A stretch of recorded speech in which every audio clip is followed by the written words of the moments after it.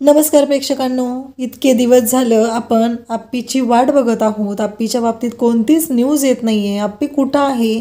कारण dead body तर सापडलेली नाही आहे. घटनास्थळी आप्पीच्या बाबतीत कोणताही पुरावा मिळालेला नाही. त्यामुळं आप्पीच्या बाबतीत काय झालं आहे हे आपल्याला खूपच उत्सुकता लागलेली होती. नक्की आप्पी आणि अर्जुनची भेट नरसोबाच्या वाडीला कशा पद्धतीनं होणार आहे ते आपल्याला या व्हिडिओमध्ये पाहायला मिळणार आहे. जर चॅनलवरती तुम्ही नवीन असाल तर चॅनलला सबस्क्राईब करा.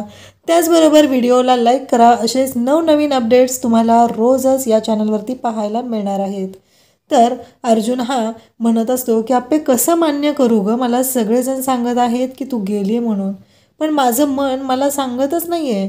कारण असं मला वाटतच नाही आहे. बघितलं ना, त्या दिवशी तिथं डेड बॉडी मिळाली, पण तुझ्याशी मिळती जुळती नाही आहे ती. मी चेक केलं, पोस्टमॉर्टम रिपोर्ट आले, पण तुझा अपघात झाला तो इतका भयानक होता हे सगळेजण सांगत आहेत, पण माझं मन मला सांगत नाही. त्याचबरोबर आपला अमोलही प्रत्येक वेळेस मला सांगत आहे की सिंबाची माय ती परत येणारच आहे, तिला कोणीही काही करू शकत नाही. कसं मी विसरू सांग ना. या घरामध्ये प्रत्येक ठिकाणी मला तुझा सहवास जाणवतोय. प्रत्येक ठिकाणी मला असं वाटतं की तूच आहे माझ्यासोबत. मी कसं ॲक्सेप्ट करू सांग ना आप्पे, कारण तू कुठं नाही आहेस, तू तर सगळीकडे माझ्यासोबत. मग मी ही गोष्ट कशी ॲक्सेप्ट करू तूच सांग ना मला, कारण मला कळतच नाही आहे. असं म्हणत अर्जुन घरातल्या प्रत्येक त्या रूममधल्या प्रत्येक वस्तूकडे तो पाहत असतो आणि त्याचं एकच म्हणणं असतं की मला कळत आहे मी कसा विश्वास ठेवू या सगळ्या गोष्टींवरती. असं म्हणत अर्जुन कासावीस होऊ लागलेला असतो. त्याला अमोलने जो हट्ट केलेला असतो की पहिलं बाबाचं लग्न झालं पाहिजे आणि मगच माझं ऑपरेशन, त्यावेळेस अर्जुन आणि आप्पी पुन्हा एकदा लग्नबंधनात अडकलेले असतात. त्यांनी आनंदाने लग्न केलेलं असतं, पण त्यांना अमोलचीही काळजी असते. तो प्रसंगही त्यांना आठवत असतो. त्याचबरोबर अर्जुन म्हणत असतो की आप्पे, या रूममध्ये सगळीकडे तू आहे, प्रत्येक वस्तूमध्ये तू आहे, अमोल तुझी वाट बघत आहे, पण मला सांग ना मी काय करू? मी रोज उठतो, तुला शोधायला बाहेर पडतो, रोज मी हेच करतोय. अगं ते लेकरू वाट बघत बसलेलं असतं आणि मी रोज तसाच माघारी येतो रिकाम्या हाताने. मी कसं रोज त्याला प्रश्नांना उत्तरं देऊ? तुला माहिती आहे ना अमोल कसं आहे. आपण दोघांनी ठरवलं होतं ना, आपल्या बाळाचा आपण दोघांनी सांभाळ करायचा आहे, त्याच्यावर चांगले संस्कार करायचे आहेत. कारण गेली 7 वर्ष तू आणि अमोल माझ्यापासून दूर होता. ही गोष्ट मला ॲक्सेप्टच होत नाही आणि पुन्हा माझ्या आयुष्यात आता एकाकी आलेली आहे. मी ही गोष्ट सहन नाही करू शकत, असं इकडे अर्जुनचं म्हणणं असतं. आणि त्याचबरोबर अर्जुन आप्पीसाठी रडत असतो, कळवळत असतो आणि म्हणत असतो की मला माहिती आहे मी आज पुन्हा तुला शोधायला बाहेर पडणार आहे, असं अर्जुनचं म्हणणं असतं. आणि त्याचबरोबर अर्जुनला आता काही करून आप्पीला शोधायचं आहे हे अर्जुनने ठरवलेलं असतं. म्हणून अर्जुन अमोल तिथं असतो, अमोलला तिथे एकट्याला तिथे ठेवतो आणि पुन्हा एकदा आप्पीला शोधायसाठी तो बाहेर पडत असतो. त्याचबरोबर आपल्याला पाहायला मिळतं की अर्जुनने एकच गोष्ट आता ठरवलेली आहे की काही करून आप्पीचा शोध घ्यायचा.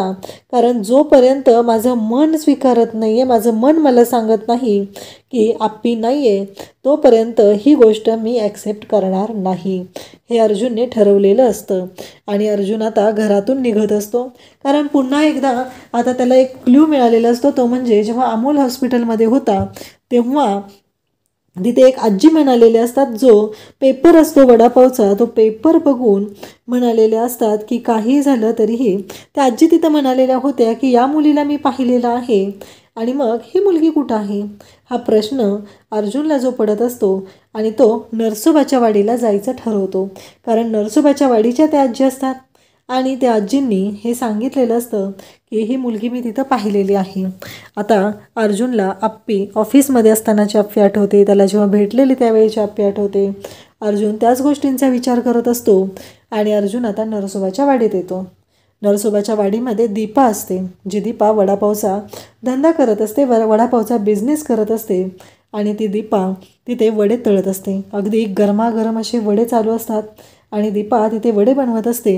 आणि त्याचवेळी अर्जुन तिथेच आलेला असतो आणि एक माणूस जो आहे तो अरेरावी करत दीपाला तिथे वडा मागत असतो. दीपाला मात्र खूप राग आलेला असतो. तसाच हातातला झाऱ्या घेऊन दीपा तिकडे जाते आणि त्याच्या अंगावर झाऱ्या घेऊन धावत असते, कारण तो गुंड असतो आणि तो गुंड अरेरावी करत असतो. त्यासाठीच दीपाने हा निर्णय घेतलेला असतो आणि ती कुणाचीही अरेरावी सहन करत नसते.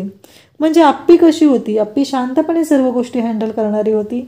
गरज पडली तर ती चंडिकेचं रूपही धारण करत होती. पण ही जी आहे दीपा, ती खरंच रांगडी दीपा आहे. तिचा लूक, तिचा गेटअप हा सगळा जबरदस्त असा आहे. आणि भल्या भल्यांना पाणी पाजायला ती मागं पुढं पाहणार नाही अशी ही आहे.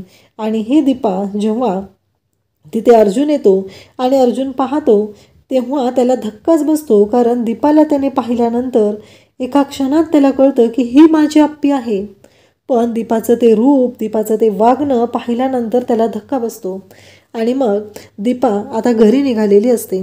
तेव्हा अर्जुन ही दीपाच्या मागे मागे जाऊ लागतो. दीपाला मात्र राग आलेला असतो. दीपा म्हणत असते, तू माझ्या मागं मागं काय येतोयस? तसा दीपा अर्जुनला त्याचा हात पकडते आणि त्याला उलटा पाडायला बघते. कारण तिच्यासाठी अर्जुन हा कोणीतरी अननोन व्यक्ती आहे. अर्जुनसाठी जरी ती आप्पी असली तरीही तिच्यासाठी तो एक परपुरुष आहे. म्हणून ती त्याला मारायला धावते. कारण तिचं असं म्हणणं असतं की तू माझ्या मागावर काय येतोयस? म्हणून दीपाने हा निर्णय घेतलेला असतो. आणि त्याचबरोबर अर्जुन मात्र तिला म्हणतो की माझी बायको, असं म्हणत तो मोबाईलमधला आप्पीचा फोटो तिला दाखवतो. आणि म्हणतो की ही माझी बायको आहे, माझा मुलगा आहे. रोज माझ्या बायकोसाठी वाट लावून बसलाय, वाटेकडे डोळे लावून बसलेला असतो. त्याला ना खूप गरज आहे त्याच्या आईची. मला असं वाटतंय की प्लीज तुम्ही माझ्या मुलाची आई बनून याल का? कारण त्याला खूप गरज आहे. कारण तो त्याच्या आईशिवाय नाही जगू शकत, असं तो सांगत असतो. आणि तेव्हा मात्र दीपा म्हणत असते की नाही जमणार. तेव्हा अर्जुन मात्र तिला खूप कन्व्हिन्स करतो. अमोलचा फोटो दाखवतो, आप्पीचा फोटो दाखवतो, त्याचबरोबर पेपरमध्ये आलेल्या बातम्या दाखवतो. आणि सांगतो की माझी बायको मला सोडून गेली, पण मला तिथं काहीच सापडलेलं नाही. आता आप्पीचं जे हे रूप आहे ते नक्की काय आहे? ही खरंच आप्पी आहे का ही दीपा आहे? हे आपल्याला पुढे पाहायला मिळणार आहे. आणि दीपा ही अमोलची आई बनून आता अमोलच्या घरी राहायला येणार आहे. अशाच अपडेटसाठी चॅनलला सबस्क्राईब करा. थँक्यू.